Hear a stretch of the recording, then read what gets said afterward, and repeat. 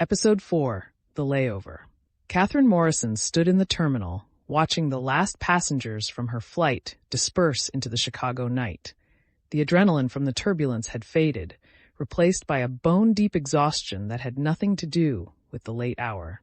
Her phone buzzed again, the fifth message from Richard Pemberton in the last hour. Board meeting moved up to Friday. Marcus wants the new numbers by Thursday morning. Where are you? She silenced the phone and shoved it into her purse. Karen Miller didn't answer to CFOs. Karen Miller had a rental car reservation and a hotel room near O'Hare, part of the cover story Sarah had meticulously constructed, an education conference that didn't exist. 3 days in Chicago that Katherine had no intention of spending in a hotel. The terminal was quieter now. Most of the evening flights departed or delayed. Katherine made her way toward ground transportation, her rolling bag catching on every uneven tile. She'd never noticed how poorly maintained the floors were in the non-premium areas. Another thing that hadn't made it into the quarterly reports. "Excuse me, miss?" Katherine turned. James Rivera stood a few feet away, still in his uniform, his flight attendant badge catching the fluorescent light. He'd changed out of his service vest, but his white shirt was wrinkled and there was a coffee stain near the collar that hadn't been visible earlier. "I thought that was you," he said, his expression neutral, but his eyes sharp. "Heading to your hotel?" "Yes," Katherine said carefully. "Long day, for both of us." James shifted his weight, and Katherine noticed the way he favored his left leg. "Look, I don't usually do this, but you seemed genuinely interested earlier in what I was saying about the company." Katherine's pulse quickened. "I was listening. Most passengers don't." James glanced around the terminal, then back at her. "There's a diner about 2 miles from here. O'Malley's. Crew hangout, nothing fancy. Some of us are heading there to decompress. You're welcome to join us if you want to hear more than the sanitized version." This was dangerous. The more time she spent with actual employees, the greater the risk someone would recognize her. But this was also exactly why she'd gone undercover, to hear the truth that never made it to the executive floor. "I'd like that," Katherine said. James studied her for a long moment. "You're not what you seem, are you, Karen?" Katherine's stomach dropped. "What do you mean?" "Most people who fly coach on Skyward these days are doing it because they have to. But you," he gestured at her bag, her clothes, the way she carried herself. "You've got education written all over you. Professional bearing. You're documenting everything with those notes on your phone. Either you're a journalist, a lawyer, or you're running from something." Katherine made a split-second decision. "I'm a teacher," she said, sticking to her cover story. "High school English. And yes, I'm documenting. I'm writing an article for an education journal about the modern travel experience, how airlines have changed, what it's like for ordinary people now." A teacher. James's expression softened slightly. "That explains the patience. Most people would have been screaming during that turbulence."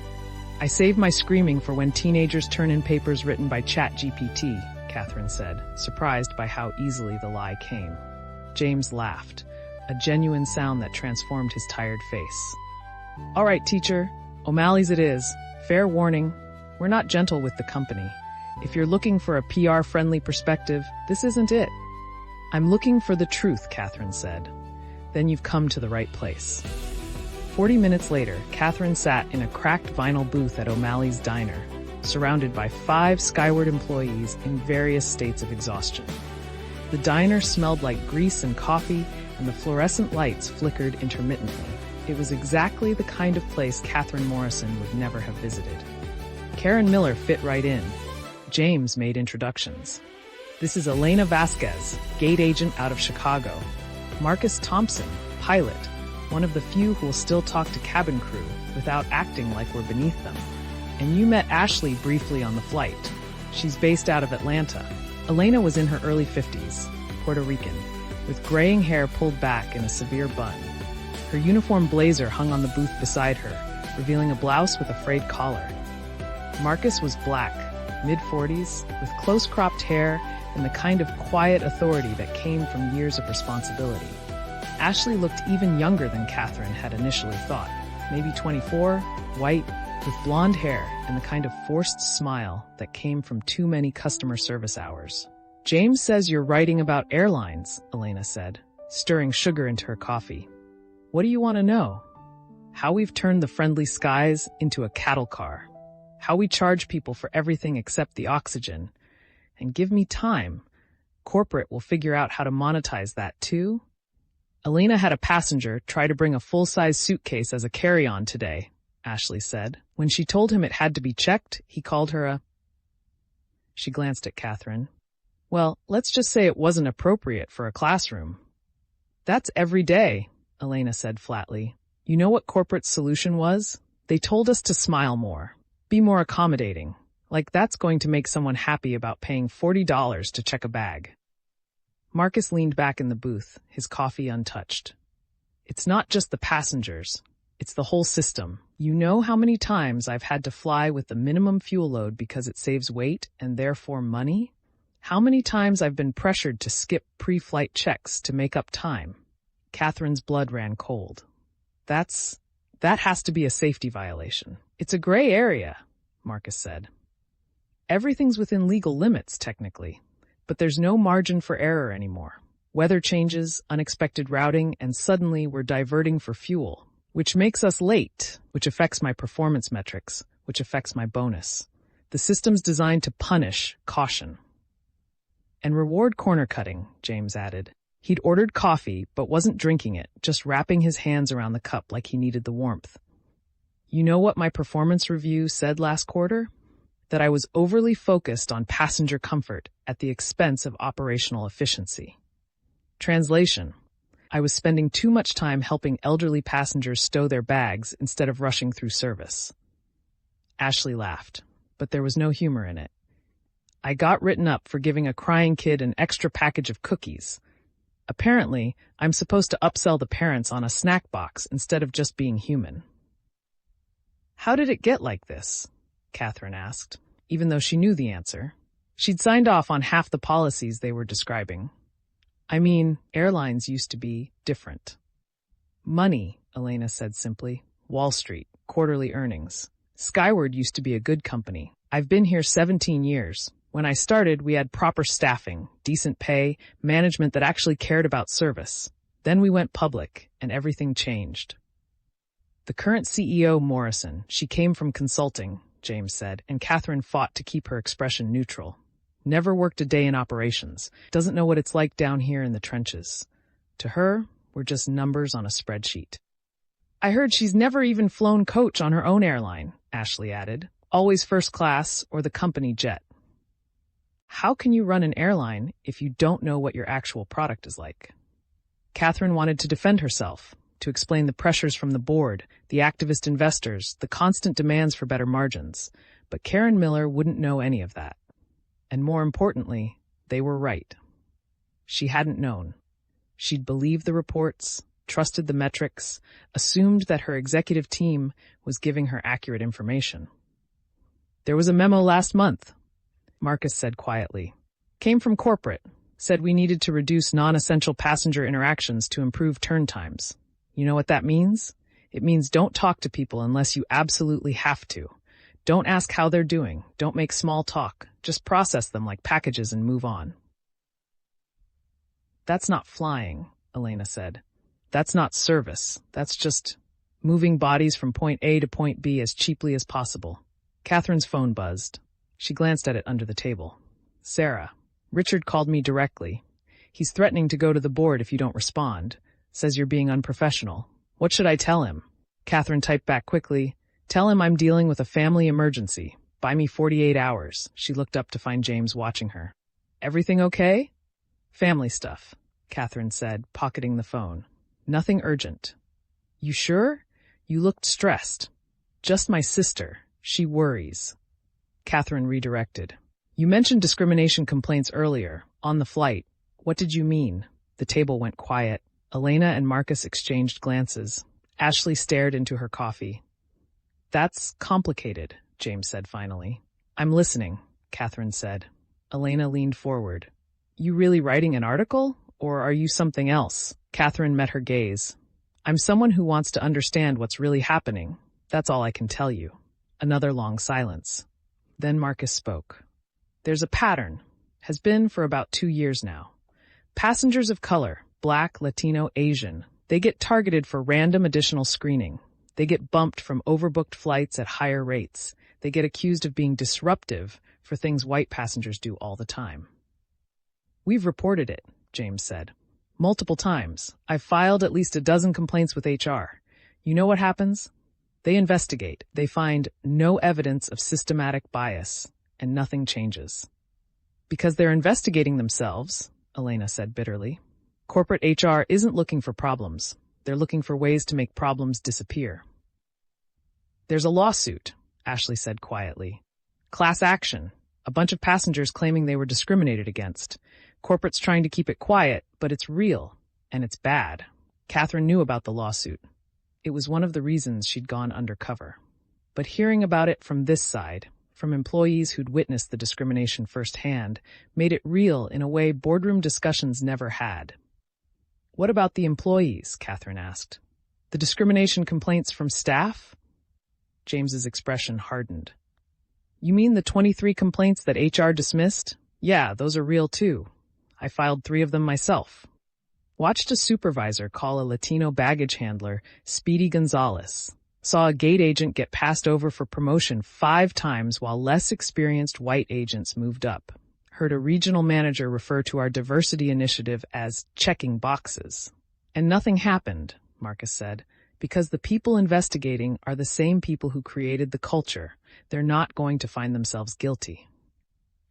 Katherine felt sick. This wasn't just about cost-cutting or efficiency metrics. This was about a culture that had rotted from within, that had prioritized profits over people so thoroughly that basic human dignity had become expendable. I need to use the restroom, she said abruptly, sliding out of the booth. In the grimy bathroom, Katherine braced herself against the sink and stared at her reflection. Karen Miller looked tired, overwhelmed, out of her depth. Katherine Morrison felt the same way. Her phone buzzed again. This time it was Marcus Westfield, the board chairman. Katherine, Richard tells me you're unreachable. This is unacceptable. We have fiduciary responsibilities. The staffing cuts need to happen now. Board meeting is Friday, 9 a.m. You will be there with a plan. Or we'll find someone who can deliver. The threat was clear. Comply or be replaced. Katherine looked at herself in the mirror, at the woman she'd become temporarily to see the truth. And then she looked at the phone, at the message from a board that saw her airline as nothing more than a vehicle for quarterly returns. She thought about James, working 12-hour days with no breaks. About Elena, absorbing abuse from passengers because corporate had eliminated the policies that protected her. About Marcus, pressured to cut corners on safety. About Ashley, written up for basic human kindness. And she thought about the staffing cuts Richard wanted. Another 8%. More overworked employees, more safety risks, more corners cut, more humanity stripped away. Katherine deleted Marcus's message without responding. When she returned to the table, the conversation had shifted to lighter topics. Bad passenger stories, near misses with weather, the eternal question of whether O'Malley's coffee was worse than airplane coffee. You okay? James asked quietly as she sat down. Yeah, Katherine said. Just needed a minute. This is a lot, he said. If you're really going to write about this, it's going to make people uncomfortable. Good, Katherine said. Maybe they should be uncomfortable. James smiled, and for the first time, it reached his eyes. You know what? I think you might actually be one of the good ones, Karen Miller. If only he knew. They stayed at O'Malley's until past midnight, the conversation flowing easier as exhaustion and coffee loosened tongues. Katherine learned about the supervisor who'd been fired for reporting safety violations, about the pilot who'd had a nervous breakdown after being pressured to fly while sick, about the class action lawsuit that now included 47 plaintiffs and was growing. She learned about the airline she'd thought she was running and the airline that actually existed. Finally, Elena checked her watch. I've got a 6 a.m. shift. I need to sleep. The group dispersed into the parking lot, exchanging tired goodbyes. James walked Katherine to her rental car, a basic sedan that fit Karen Miller's teacher budget. Thank you, Katherine said, for inviting me, for trusting me. Don't make me regret it, James said. If you write about this, write the truth, not the sanitized version. the real version. I will, Katherine promised, and meant it. James hesitated, then pulled a business card from his wallet. That's my personal cell. If you need anything, more information, verification, whatever, call me. There are a lot of us who want things to change. We just don't know how to make it happen. Katherine took the card, her fingers brushing his. What if I told you change was coming? Would you believe me? Honestly? James looked at her in the dim parking lot light. No. I've heard that promise too many times, but I'd want to believe you. Then hold on to that, Katherine said, just a little longer. She drove to her hotel in silence, her mind racing. Tomorrow morning, she had another flight. Chicago to Atlanta, 6 a.m. departure, economy class, middle seat, more documentation, more evidence, more truth. But after that, she had a decision to make. The board wanted cuts by Thursday. Marcus wanted her compliant by Friday, and she now knew with absolute certainty that complying would destroy what was left of her airline's soul. Katherine Morrison had gone undercover to find the truth. Karen Miller had found it. Now she had to decide what to do with it. In her hotel room, Katherine opened her laptop and began to type. Not a report for the board, not a memo to Richard, but a detailed account of everything she'd witnessed, everyone she'd talked to, every policy that was breaking her airline from within. She wrote until 3 a.m., until her eyes burned and her fingers cramped. And when she finally stopped, she had 40 pages of documentation that would either save her company or end her career. Probably both. Her phone buzzed one last time. Sarah? Richard's getting suspicious. Says you never miss board communications. Marcus is asking questions. How much longer? Katherine stared at the message, then at the document on her screen. At the truth she'd uncovered, written in the voices of people who'd trusted Karen Miller with their stories. She typed back, one more flight. Then I'm coming back, and everything changes. She set her alarm for 4:30 a.m. and lay down, still fully dressed. Tomorrow she would fly to Atlanta, and the day after that, Katherine Morrison would return to corporate headquarters. But she wouldn't be the same CEO who'd left. She closed her eyes, James Rivera's words echoing in her mind. To her, were just numbers on a spreadsheet. Not anymore, Katherine thought. Not anymore. Thanks for watching our stories. Don't forget to like and subscribe for more epic adventures. Thanks for watching our stories. Don't forget to like and subscribe for more epic adventures.